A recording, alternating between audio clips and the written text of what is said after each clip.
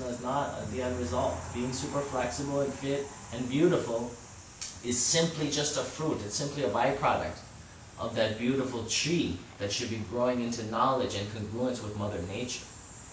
And so a lot of yoga people, they kind of scoff at the idea of sacred plants. They think so much of the ancient Puranas and stories are just myth or symbolic metaphor.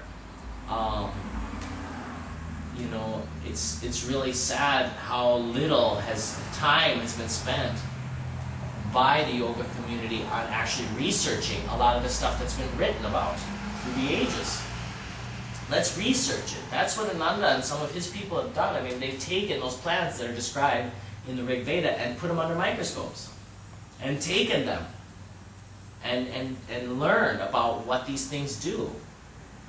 And also, I think these ideas of darkroom therapy, you know, are very, very powerful ideas of curing and expanding our consciousness. And in a time when we seem very limited in our ability to help ourselves, I think it's now time for people to start experimenting with these things and expanding their consciousness to come up with new ideas outside the box, you know, to help us. And because we're stuck right now in a trajectory, a very real trajectory, that's heading towards a synthetic, artificial intelligence. I don't think we have time to get there, but if you look at Ray Kurzweil and a lot of the leading scientists in the world that are getting a lot of funding and a lot of momentum. I mean, Kurzweil was on the cover of Time magazine just a few months back. This idea of human beings becoming immortal through technology is becoming more and more popular. As we continue to destroy the earth and destroy Mother Nature and seek our solutions only in our own synthetic intelligence, right, we become that thing of which we're focusing on. And that's for their agenda. They feel like the human body is a poorly designed machine. Heart breaks down, everything breaks down, you only get 100 years, prone to all these genetic diseases and anomalies. They feel they can do better through nanotechnology and artificial intelligence. And their goal by 2040 is to be able to download their personalities through digital mapping into a machine, of which they can then design their own bodies and live forever. Now, it sounds like science fiction, but it's completely science fact as we speak right now. And most people don't even want to look at it, even though it's on the cover of Time magazine. Right? I mean, it's not like it's hidden information. Ray Kurzweil's been touring for 30 years, giving lectures to different hedge funds and business people and corporations, all about this idea. And they're making leaps and bounds in this technology as well, every year, with smaller and smaller microprocessors and more advanced computers. And also nanotechnology, self-replicating, self-repairing micro machines. And so this trajectory we're heading, and we're all part of it, right? Because people are spending more and more time not with Mother Nature, not with their own bodies, but in this virtual reality. And it's become part of our entire day and our life in such a major way that it could lead us towards something of that nature, yeah. Isn't the singularity the point of no return? That's it, the singularity. That's Ray Kurzweil's whole thing. He describes it as the singularity. He describes it as another almost quasi-religious unifying event. So if everybody downloads their consciousness into self-replicating nano board consciousness or collective consciousness, ultimate control. First of all, personality becomes irrelevant. It's information that would become important, and assimilation. If you could assimilate any molecule and replicate it or absorb it, what you're talking about is a virus of intelligence that would just spread out over the entire Earth, absorb it, and continue to do so in the universe. So it'd be a singularity in that everything would be coming back together within itself. But it's a kind of a technological, cancerous, just very cold Yeah, artificial singularity. I don't think it's possible because there is a divine intelligence. There are powerful beings that exist outside of our perspective that I don't think will allow that. And we're starting to see more and more evidence of that also in our world around us. You know, they've had to reset the atomic clocks 3 times. Time is actually speeding up. We're getting new photons or gamma particles from the sun now that are affecting the breakdown of radiation, of radioactive material. What used to take 5,000 years is in some cases taking 4 days to break down. We are being bombarded with new photons from the sun because of our galactic alignments. Many things are changing with humanity. You know, we are mutating. Some mutating for ill, right? All the cancer and the leukemia and all the radiation sickness and all this type of thing. And some are mutating in positive ways, becoming immune to radiation, look at the youths now. Some of these youths have abilities and capacities of which I've never seen. You know, younger and younger age, becoming more and more intelligent, more and more capable. And so humanity, I really do believe, is being divided into basically people that are wanting to know, wanting to survive, wanting to make the transition, and are making efforts, not just talking about it, but making efforts towards that. Investing in some spiritual practice, meditation, yoga, just doing a lot of reading and heart searching, travel.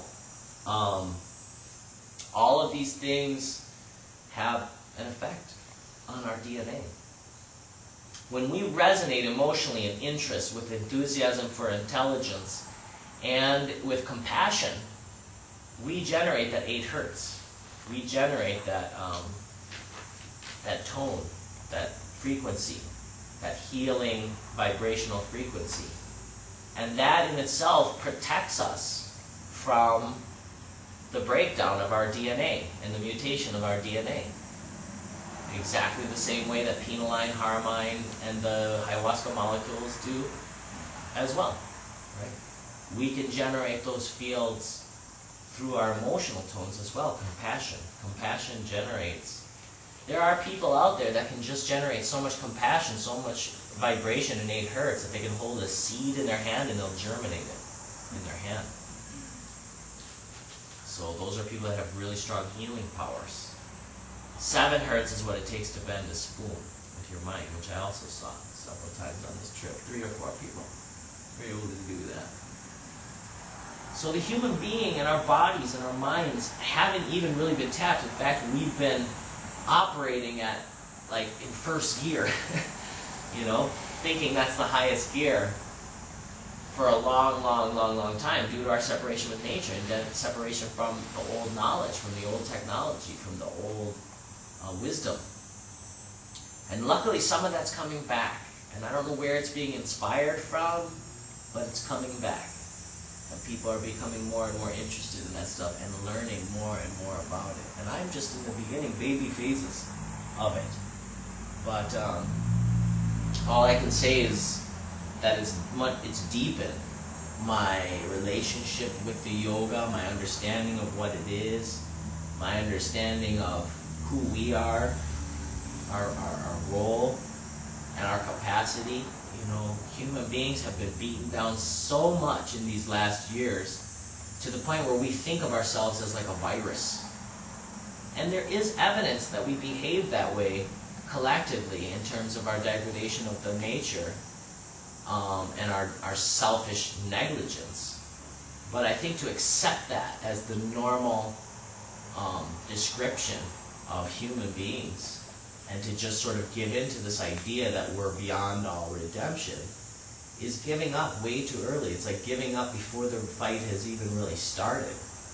And now's the time. That's another thing that came through for me, especially in my first experience with ayahuasca, is feeling the earth and feeling the sky and feeling in my heart like I gotta fight for these things.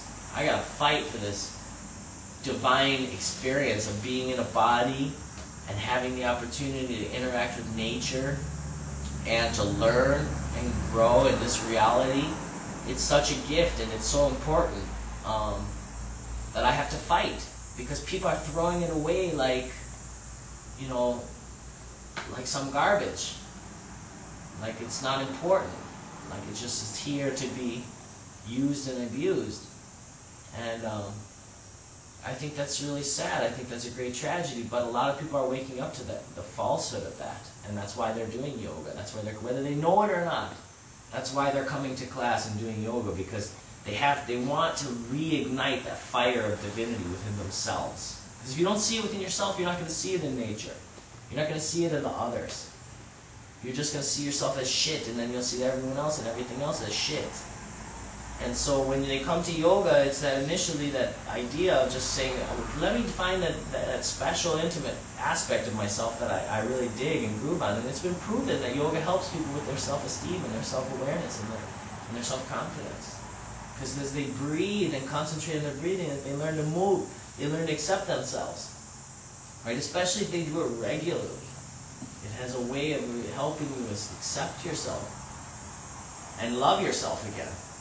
And that helps generate that, once again, that 8 hertz vibration, that compassion vibration, of which then once they are applying that to themselves, it's much easier to apply that to your neighbor and to your loved ones, and again, then expand it even to Mother Nature. And you start to appreciate that again. You start to appreciate and live in more gratitude, vibration, and compassion. And it's not because you read it in a book, or because your guru told you that's what you should be doing, or it's something that just happens, it ignites inside you naturally. Not artificially, it's not planted there, it just grows within you because it's already there. It's why you're alive. And so it's very important, I think, that the yoga teachers out there start to push the envelope a little bit more about students looking deeper into themselves, and not just with the physical exercise and flexibility. You know, every student has a vibration. That's one thing I've noticed over the last 12 years of teaching, is that, you know, your emotions are music. It's subsonic. It's tones below the hearing, but you still feel it. A person who's tuned in can still feel it, and it's really obvious. You know, someone comes to class and they're really beating themselves up, and they're feeling in their like pity for themselves in a way, like, oh, you know, you can just hear it. They sigh a lot. They don't. It's like there's just a vibration, and then you have to come along and be like, no, let's, you know, breathe deeply and, you know, enjoy. Take your time. Stay here. Stay in the moment. Breathe. Don't worry about the end result. It's just the process. And then there's other people also that have different vibrations, maybe more aggressive. Sometimes people have a lot of sadness. And so I challenge the yoga teachers out there to start working with people more on an invisible emotional level, you know, and using the asana as a tool, not to make the person more flexible per se, but to make the person more healthy, more happy, more content, more in congruence with nature. And also I encourage more yoga teachers to have more personal interactions with the sacred plants. Do as the Rishi did. Do as the ancient yogis did, and interact with Mother Nature herself directly, and you'll see what comes through. Wisdom will come through. Knowledge and information can come through there. And also the darkroom experience, you know, working more in isolation and using that as a way of getting information as well. And, you know, that type of deep sensory deprivation meditation that has a brain-altering effect, a DNA-altering effect. And as we evolve consciously through our work, we open a door for other people to come through. You know? That's how it is. That's how it must be. Is you have to, you know, practice yourself. That's the other thing. So many yoga teachers, it's so easy to become a yoga teacher these days. You can just go and do some training in 1 month or a few months or 6 months or whatever and get some yoga, and now you're a teacher. But do you practice? Do you practice? How many really practice? And in their practice, how many are really sincerely diving deeper and deeper, or are they just maintaining? You know, I think it's, as a guru, what guru means is the one who shines the light.